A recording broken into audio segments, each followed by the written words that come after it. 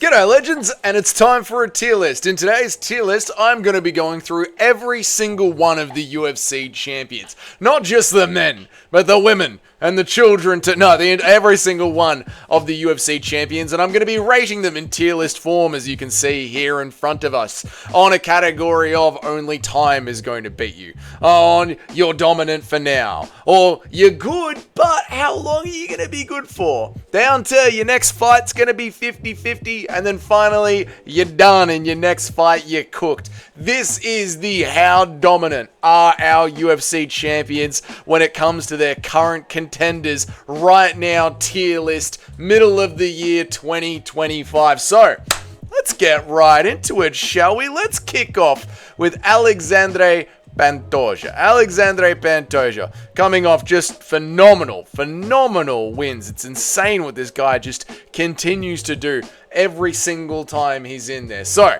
in his next fight, Alexandre Bantoia, he's going to be going in there against Joshua Van. And with how Alexandre just looks with his backpack grappling against Kayla France, but his grappling is so goddamn good. And this is the thing with Alexandre Bantoia and why he really does deserve to be higher up on people's pound for pound list, because it's not just his boxing.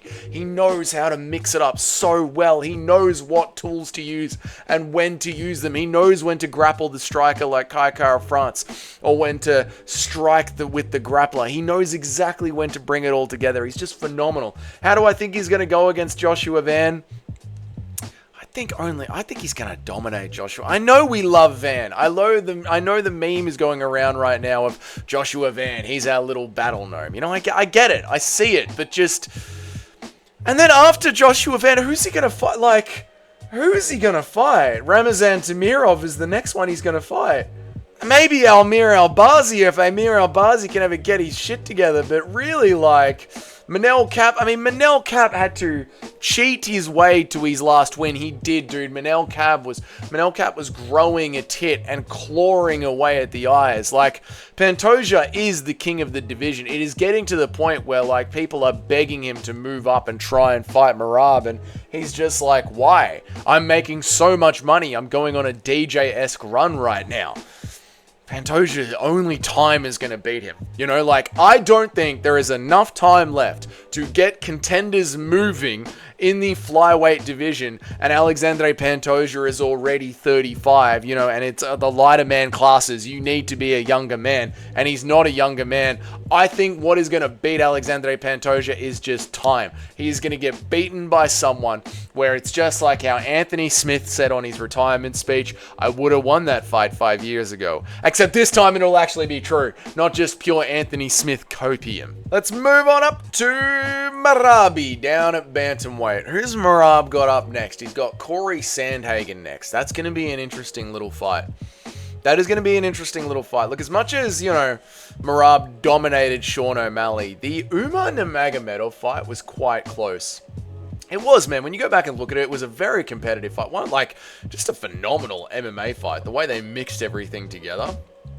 And this is the thing with Umar, like, he was able to strike with Merab, but then he really did lose cardio because he broke his hand. So obviously when you break your hand, that's going to affect your lungs and your breathing, and you're going to lose cardio. So, like, even if you can get early success with Merab, are you going to outdog him?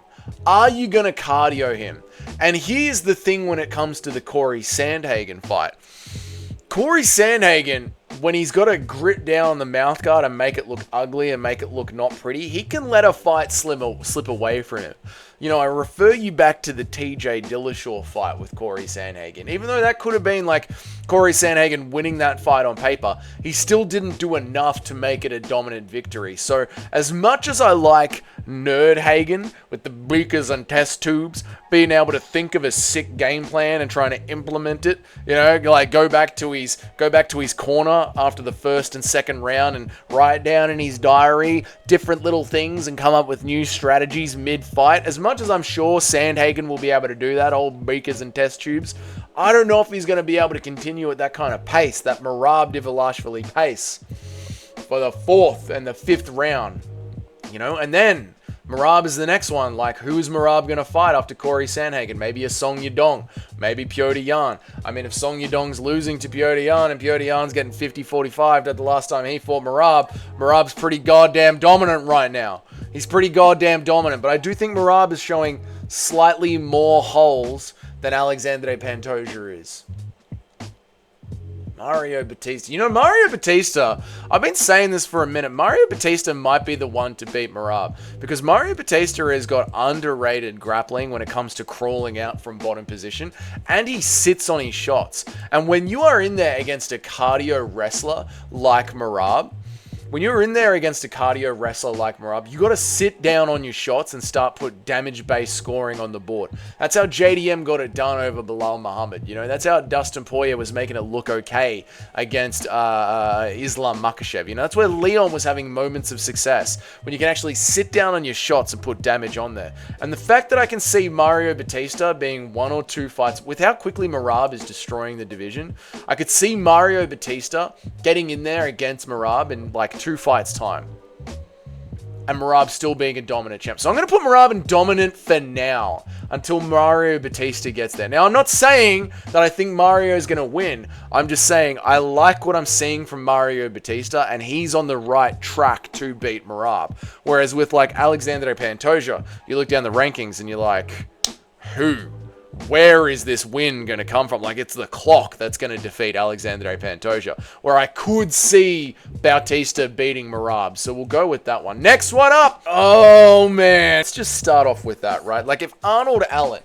is able to scramble out from Movsar Evloev, I think Alexander Volkanovski can, especially with how much training he put into the Islam Makhachev era of his career. If he can survive the submissions of Brian Ortega. If he can survive Brian Ortega's submissions, I think he can survive Movsar Evloev's non-existent submission game. So I'm actually not that worried about Volk against Movsar Evloev. Who I do worry against is Gene Silva. Gene Silva is... I mean, you see it how quickly when you play the game the UFC wants you to play, where you fight often and you put on exciting fights, you see how the UFC rewards you. Steve Erceg, Diego Lopez, Paddy Pimlich, right? We've seen this so many times in the past, where if you play the UFC's game, they'll play it back to you. If you want to be a bit of a prick to the UFC, they'll put you on the back burner, all right? Arman Sarukian. So, 2 or 3 fights time, 2 title cycles time, 3 title cycles time. You know, let's say you get Volk versus Yair, Volk versus Movsar. By then, it's going to be Diego Lopez. If he doesn't lose a fight, he'll be up to bat, right? And this is all just hypothetical. But if it is Diego Lopez, or Movsar loses to Pico, and then they go Yair, and then the next one up is Gene Silva. So, Gene Silva versus Volk, he's dominant for now, and he's old, so like even Movsar might just be able to out-cardio him. I love Volk, and it hurts me as a very biased Australian YouTuber. I love Volk. He's very good, but he's 36, and the cardio is going to go soon too. He's just going to have his fighting mind, and that's all he's going to have left soon. I'll put him in good butt. Let's move on up. Ilia Turia down at lightweight. Ilia bloody Turia up at lightweight. Oh my god. We are going to be dominant for as long as we want to be dominant. We are going to be dominant. Only time is going to beat us. No, Ilia Turia is absolutely dominant for now. Absolutely dominant for now.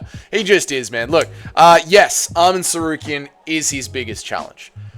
But Arman Sarukian is going life and death with Charles Oliveira, who apparently is well past his prime now. I mean, that was literally this time last year. You know, UFC 300 was this time last year, and Arman Sarukian went life and death with this guy. And since then, his back has been spazzing out. He's been on the sideline trying to keep his body warmed up with submission grappling, with grappling competitions. But when it goes in there against Ilia Turia, we can see that Ilia Turia has got 8 submissions on his record. You know that Ilia Turia has got a great ground game. He knows his defensive wrestling. He knows his defensive counter grappling. He knows his defensive jiu-jitsu. He knows how to get back up on the feet. And when you're back back up on the feet. Arman Tsarukyan is going to play that game with him, and as Arman Tsarukyan plays that game with him, Arman's been slept before. Ilia Turia sleeps out. Ilia Turia could sleep out God himself. Ilia Turia could knock out the Lord at this point. So Ilia Turia, he's bloody dominant for now, mate. And who is next up at lightweight? Like, what, Paddy Pimblett? Paddy Pimblett. You think Paddy Pimblett's the one? Honestly, watch the Jordan Levitt for the Jared Gordon fight. Watch the Jared Gordon fight. Tell me that Paddy Pimblett survives against Ilia Turia. No bloody chance, mate. Who's the next one up after Paddy Pimblett? They're not ever, I'm just telling you right now, they're never giving Gamrot a title shot. They're never giving Gamrot a title shot. He's not getting a title shot. Fiziev, if he ever does get a title shot, gets slept. Like, Ilia Turia is just there right now against the entire division. Even Ruffy. I don't know if Ruffy's that, like, Ruffy's an interesting fight, but right now, Ilia Turia is just the man. Jack Della Maddalena is the next one up. Big Jack Della Maddalena. Completely unbiased. No, his next fight isn't 50-50. I think Jack Della Maddalena beats Islam Makhachev. I do. I think if Islam Makhachev can't hold down, and no him having 36-year-old Dustin Poirier, if Islam Makhachev can't hold down little Alexander Volkanovski coming up from 145 pounds, if Jack Della Maddalena can easily get up from underneath Bilal Muhammad, just do the maths, right? Just do the maths. Jack Della Maddalena can get back up against Islam Makhachev, and then if Volk and Dustin and Moicano are all putting hands on Islam Makhachev, Jack Della Maddalena is putting hands on Islam Makhachev. That's not the problem. The problem is Sean Brady. Sean Brady is the problem. Sean Brady's a big bloody problem. We gotta do something. I need Sean Brady versus Shavkat Rakhmonov, because as Jack's coach, as Team Maddalena, right? I'd much rather JDM versus Shavkat Rakhmonov than Jack Della Maddalena versus Sean Brady. We're ducking the Brady fight. The Council of Australia is just putting this out there. We're ducking the Brady fight. We're not taking that fight. Best we can do is Shavkat Rakhmonov, maybe Ian Gary. These are the names that I want to see to cement Jack Della Maddal's legacy. These are the names. I want to keep Sean Brady well away. Next one up, middleweight, Dricus du Plessis. It's 50-50, dude. I think Dricus is going to win, but I've got to be realistic when I'm doing the breakdown.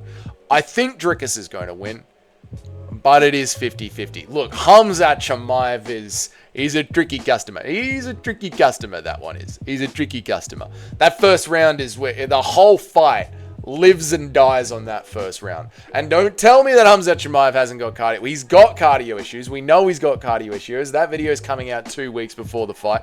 But can Dricus... I know Dricus du Plessis has submitted an entire Gracie gym before. It's insane.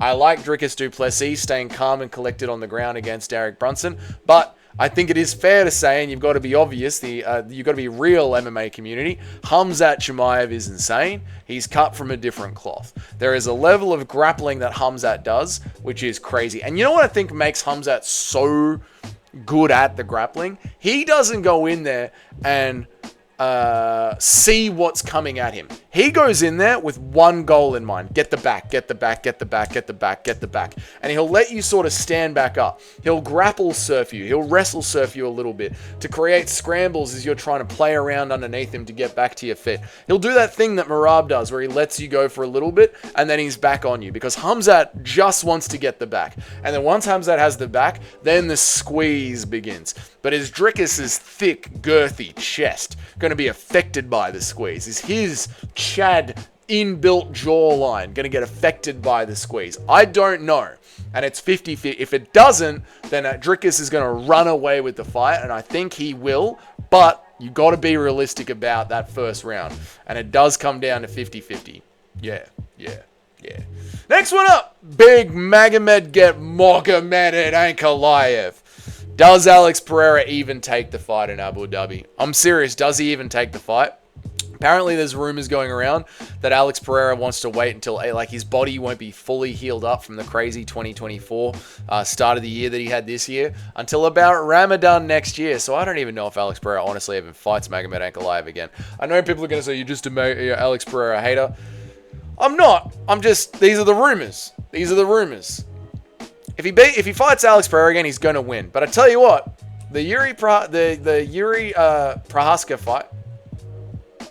The Yuri Prochazka fight I find damn interesting because Magomed isn't a take you down onto the cage kind of fighter. He's a rangy kickboxer. And Yuri has become very hard to hit. His head movement has really leveled up in that Jamal Hill fight. Now, how much of that is because Yuri's leveled up and how much of that is because Jamal Hill is dog shit? I don't know. We'll find out.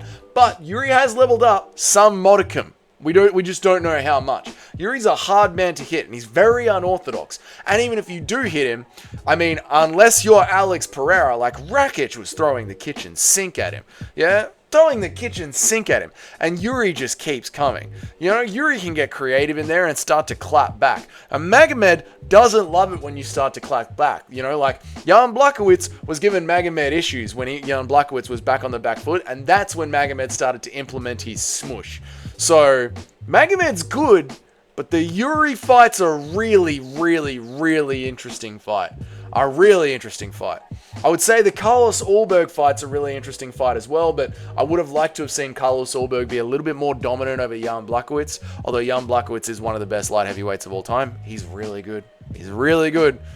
Maybe the third best light heavyweight of all time. You know, John Jones, DC, Jan Blachowicz. Maybe the third. People forget about DC, man. They forget. But yeah, I'm not like, his next fight isn't 50-50. If his next fight is Yuri Prochazka, it's 50-50. If his next fight is Yuri Prochazka, it's 50-50. If his next fight is Alex Pereira again, he's good, but your next one is going to be tasty, mate. Your next one is going to be tasty. Let's move on up to Tommy Aspinall.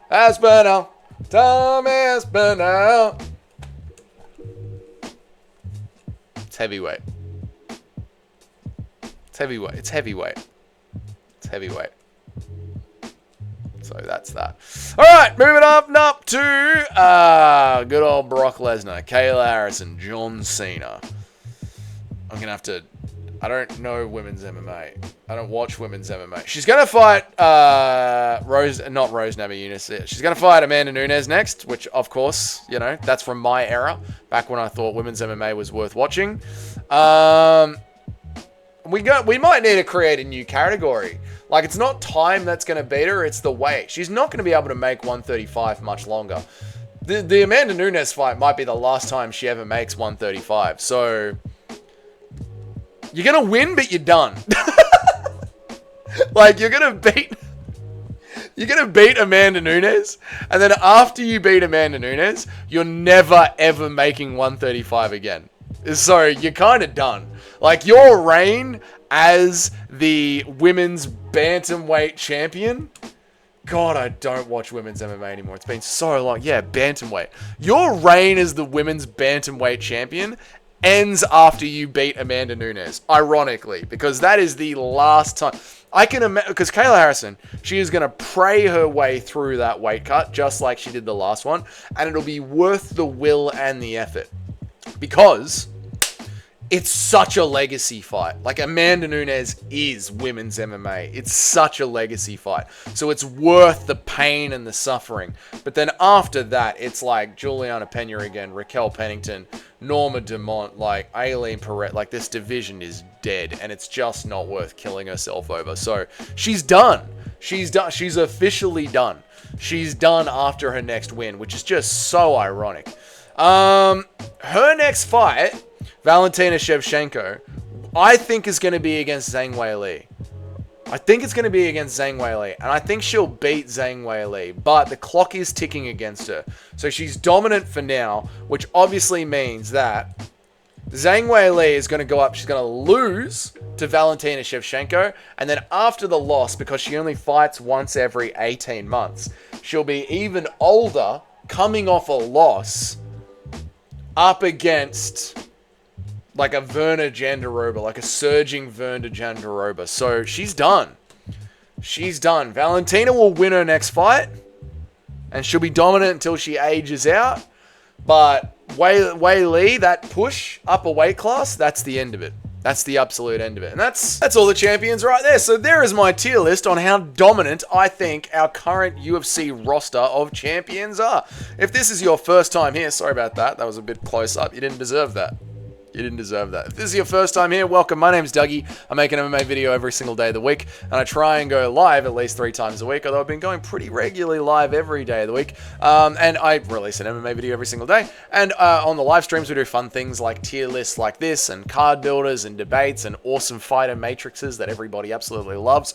So we do fun things like that. So if you're interested in that kind of stuff, please hit the subscription button so you know when I go live, you know when new videos drop. Let me know down here in the comments, what do you think I've gotten wrong? I'm sure you will. Please let me know what I've gotten wrong. And if you're one of the paying members of the channel, thank you so much. You're a bloody legend. Your names are up on the next slide. And until then, I'll see you all in the next video on Monday, because it's the weekend, unless you're a member, in which case there will be a meme video tomorrow for the boys in the members section. But you guys have yourselves a great bloody weekend, and yeah, I'll see you on the next video. Have a good one. Goodbye. Thank you for watching. Appreciate you. See you later.